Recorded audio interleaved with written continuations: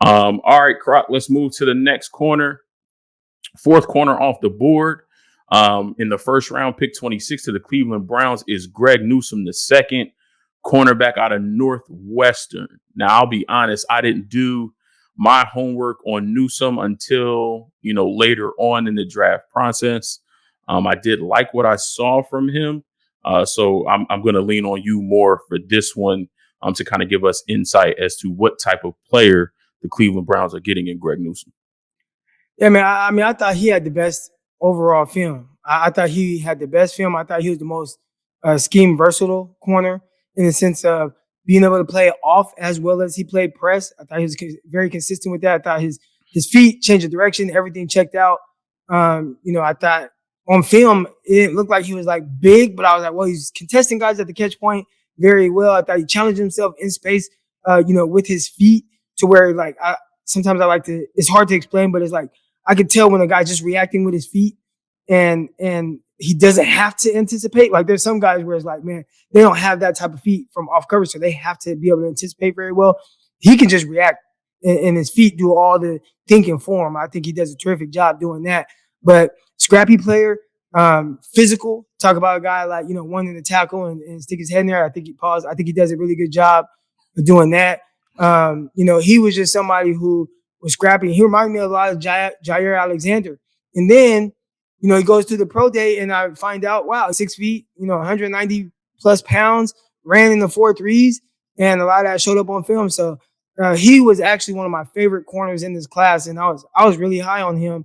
Now, like Farley, he might have some injury things or whatever. He missed games at Northwestern, so maybe that's something that somebody could point to as a knock for him. But overall, he can go into to Cleveland and be a really good cornerback for him. See what happens with like Greedy Williams and Denzel Ward. I know those guys kind of had a little bit of trouble staying on the field.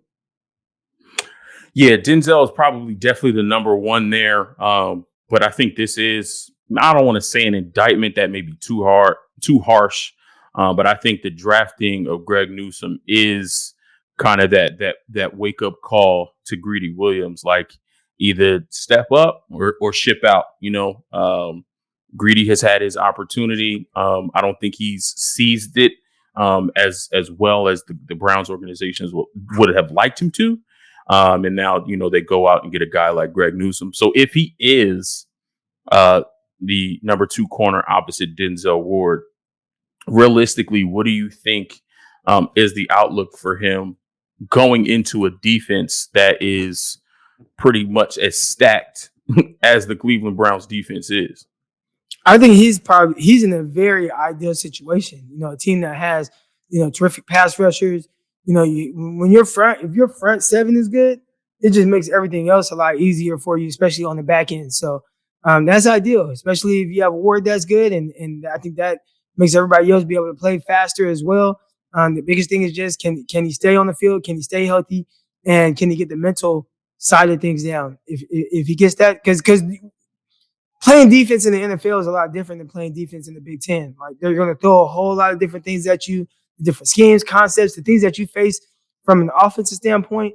Like, in the Big Ten, guys just line up and most of the time the guys just line up on the same side of the field and they just run their little stale concepts. NFL, they're motioning guys down and, you're having to adjust quicker mentally, and then like your whole check changes and you got to make sure that your communication is on point. And then, they have this and guys moving this way, and just the NFL does so much more offensively. I think the mental part of it for a cornerback is probably the biggest adjustment for these guys. And that's why a lot of times you see cornerbacks get into the NFL and they don't just hit the ground running. That's because like offenses do so much now. So the mental part of it, that's where he's going to have to really get down. And knowing, what you're doing now, we'll get into it a little bit later. But with you training young athletes, what would be 1 or 2 things that you would, teach a young corner, especially a rookie corner going into the league, about that mental hurdle and about, being able to overcome that mental obstacle? Study. Have your flashcards with you at all times. While you're eating breakfast, while you're eating lunch, study those flashcards, man. Get your plays down, understand your job, understand where your help is. understand how to utilize your help, and then understand, what your checks are to different formations and motions and things like that. And you get that down, it'll help you play faster. I wish I would have done that heading in. Nobody told me what to expect or anything, so I'm like, damn, it was just all kind of happening fast. But I think that's one thing where, head in there and kind of understand that part of it, and the game will slow down for you for sure.